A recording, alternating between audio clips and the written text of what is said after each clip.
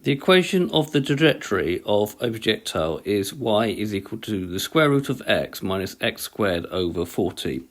Find the angle projection with the horizontal and the initial velocity of the projectile, and find the range of the projectile.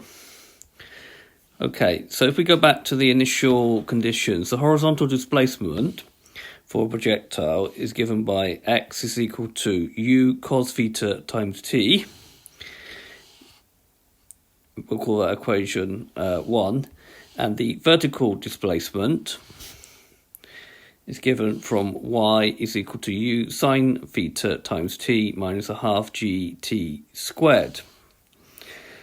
We'll call that equation 2. Now, from 1, we'll state that u is the initial velocity and theta is the angle of projection. So these are the two things that we're being asked to find in part A. So from 1, we can say that t is equal to x divided by u cos theta. That's just a simple rearrangement of that. And then we'll substitute that t, value of t, into equation 2. So we're going to get y is equal to u sine theta times t, which is now x over u cos theta, minus a half of g times x over u cos theta all squared. So just writing that out all again. Right, straight away we can see that the u's will cancel there, and we know that sine divided by cos is tan theta, so this bit here will become x tan theta. Right, we're going to have gx squared in the numerator, and then we're going to have 2u squared cos squared theta in the denominator. Now what we need to do is equate that to the equation given in the question.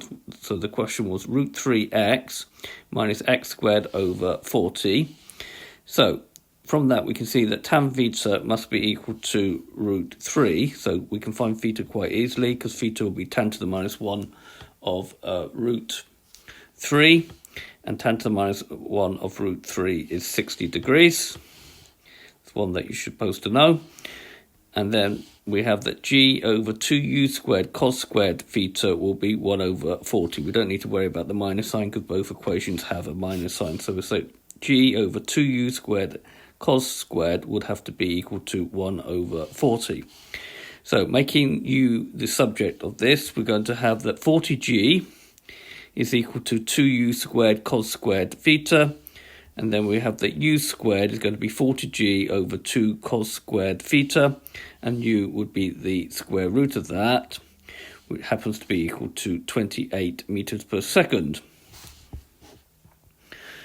So the initial speed is going to be 28 meters per second, and the angle projection is 60 degrees.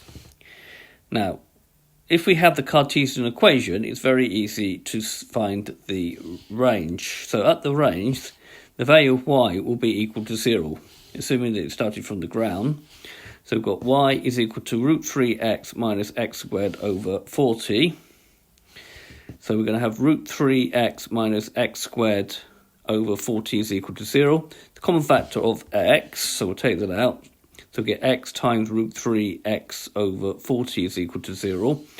Now, x cannot be equal to 0 because that's where it starts. So we're interested where this is equal to 0. So we're going to get root 3 minus x over 40 is equal to 0. And therefore, x over 40 will be equal to root 3. X will be 40 root 3 meters, which is the exact answer. Or if we work out 69.28 meters, and then we can say that the range is 69.3 meters. So if we've got the Cartesian equation, this is perhaps the easiest way of finding the range, instead of finding the value of t where y is equal to 0 and then substituting it into equation 1. Okay, so this has been a video to show you how to find the angle projection with the horizontal and the initial velocity given the Cartesian equation of the trajectory. I hope you've understood, and I thank you very much for watching.